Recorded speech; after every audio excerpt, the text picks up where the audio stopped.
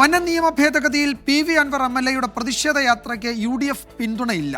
സഹകരിക്കില്ലെന്ന് Wayanad DCC അധ്യക്ഷൻ ND അപ്പച്ചൻ വ്യക്തമാക്കിയതിന് പിന്നാലെ മുസ്ലിം league നേതാക്കളും പിന്മാറി. UDF പ്രവേശനത്തിൽ PV അൻവറുമായി ചർച്ച നടത്തിയിട്ടില്ല എന്ന് AICC ജനറൽ സെക്രട്ടറി KC വേണുഗോപാലും വ്യക്തമാക്കി.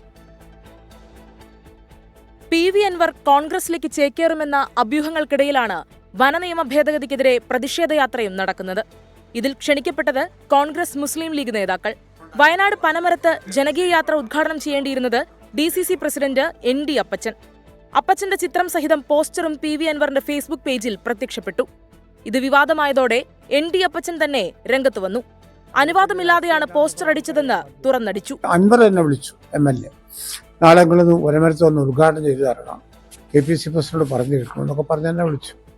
ഞാൻ ഈ പറഞ്ഞ നേതാക്കന്മാരൊക്കെ ഞാൻ വിളിച്ചു, ഇങ്ങനെ സംസാരിക്കുന്നുണ്ട്, പരിപാടിയിൽ അങ്ങനെ പങ്കെടുക്കാൻ വേണ്ടിയിട്ട് പറഞ്ഞിട്ടുണ്ടെന്ന് പറഞ്ഞു.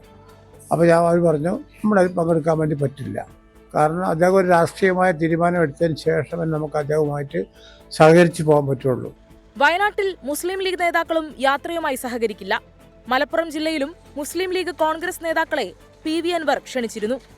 അതിനിടെ UDF പ്രവേശനത്തിൽ PV അൻവറുമായി ചർച്ച നടത്തിയിട്ടില്ലെന്ന് AICC ജനറൽ സെക്രട്ടറി KC വേണുഗോപാലും വ്യക്തമാക്കി.